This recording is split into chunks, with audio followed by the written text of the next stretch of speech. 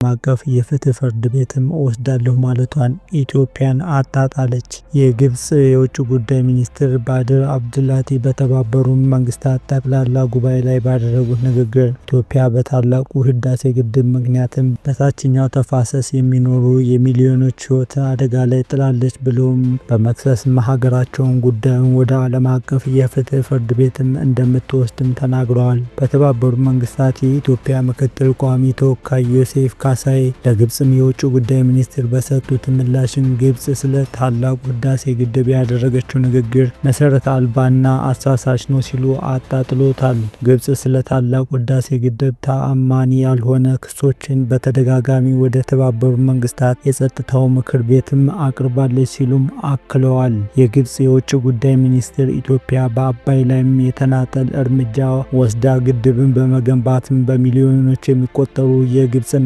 የሱዳን ህዝቦችን ህይወትን አደጋ ላይም ትጥላለችም ብለዋል።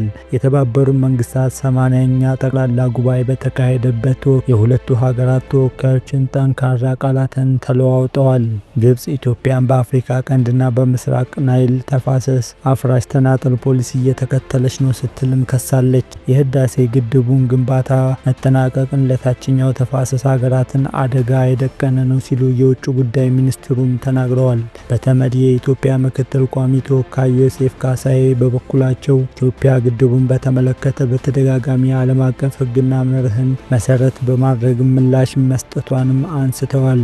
አምባሳደሩ ዮሴፍ የኢትዮጵያ ዘላቂ የትብብር ፖሊሲና የግብጽ አዋኪነትን ያላቸውን ልዩነትን ግልጽ ነው ሲሉም አክለዋል። ኢትዮጵያ በአባይ ወንዝ ላይ ያላትን በአቋሟ ዓለም አቀፍ ህግጋትና በበኩል ተጠቃሚነት ላይ የተመሰረተ እንደሆነም ገልጸዋል።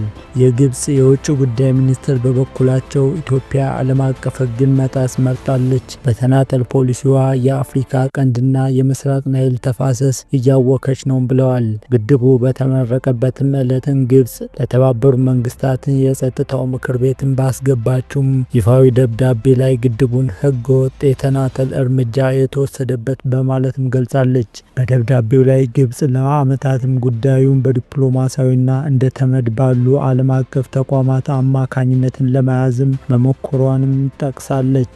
ግብጽ ለዓመታት ትዕግስት ያሳየችው ደካማ ስለሆነች ሳይሆን በአባይ ተፋሰስ ሀገራት መካከል በሚኖሩት ትብብር ስለምታምን ነው በሚልም በደብዳቤውም ተመልክቷል። አምባሳደሩ ዮሴፍ ለግብጽም የውጭ ጉዳይ ሚኒስትር በሰጡት ምላሽ ግብጽ ከቀኝ ግዛት ስምምነትም የተወረሰ ታሪካዊ መብት አለኝ በሚልም የተፋሰሱን ሀገራት አግልላለችም ብለዋል።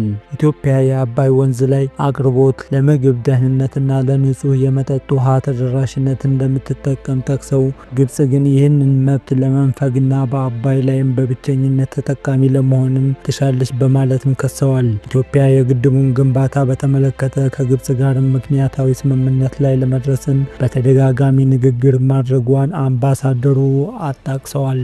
አያይዘውም ግብጽ ለቀጠናው ሀገራት ሰላምና ትብብር ዋጋ እንደማትሰጥ እንዲሁም በአጎራባች ሀገራት መካከልም አለመረጋጋት እንዲፈጠር የጦር መሳሪያ በማቅረብም ፖለቲካዊ ጣልቃ ገብነትን እንደምታራምድም ከሰዋል። የታላቁ ህዳሴ ግድብ ጉዳይም ዓለም አቀፋዊ ለማድረግም እየሞከረች እንደሆነ የተናገሩት አምባሳደሩ ዮሴፍ ግብጽ የተመድን መድረክን ለጠባብ የፖለቲካ ግብ እንዳዋለች እንዲሁም ይህንንም ለሀገር ውስጥና ቀጠናዊ ጉዳዮችም ትኩረትን እንዳይቸር ለማድረግም እንደምትጠቀምበት ገልጸዋል። ግብጽ በኃይል ከተሞላ አካሄድ ይልቅም ገንቢ በሆነ አካሄድ ላይም እንድታተኩርም አሳስበዋል። የግብጽ የውጭ ጉዳይ ሚኒስትር ሀገራቸው በዓለም አቀፍ ህግ መሰረትን ለግድቡ ጉዳይ እልባት ለመስጠትም ዝግጁ ብትሆንም ኢትዮጵያን ለመተባበር ፈቃደኛ እንዳልሆነችም ጠቅሰዋል። በዓለም አቀፍ ህግን ለመዳኘት ዝግጁ ከሆኑ እኛም ጉዳዩን በህግ ለመያዝ ሙሉ በሙሉ ዝግጁ ነን፣ እውነታው ግን በኢትዮጵያ በኩል እንዲህ ያለ ፍላጎት አለመኖሩን ነው በማለትም አክለዋል። በተመድም ስምምነትና በዓለም አቀፍ ህግጋት መሰረት ግብጽ ከአባይ ወንዝ ጋርም በተያያዘ ደህንነቷን የማስጠበቅ መብትም እንዳላትም ተናግረዋል። ኢትዮጵያን በማዘናጋት የሚሊዮኖች ሕይወትን አደጋ ላይ ጥላለች። መብታችን ሲጣስ ዝም አንልም ብለዋል ሚኒስትሩ። ሱዳን በ2021 ግብጽ በተመሪ የጸጥታው ምክር ቤትም በከፈተችውም አቤቱታ ላይም የተቀላቀለች ሲሆንም በ2025 ደግሞ ሱዳን በተናጠል ጉዳዩንም ወደ ምክር ቤቱ ወስደዋለች። ከዚህ ቀደም እንደ አውሮፓውያን አቆጣጠር በ2020 ግብጽ የታላቁ ህዳሴ ግድብ ጉዳይ ወደ ተባበሩት መንግስታት የጸጥታው ምክር ቤት መውሰዷን ይታወሳል። በ2021 በግብጽ እና በሱዳን የጋራ ጥያቄ ምክር ቤትን በግድቡ ዙሪያም ውይይትም አድርጓል። ኢትዮጵያ እየወሰደች ያለው የተናጠል እርምጃን ለቀጠናው መረጋጋት አደጋ ነው ሲሉም አገራቱን ከሰዋል።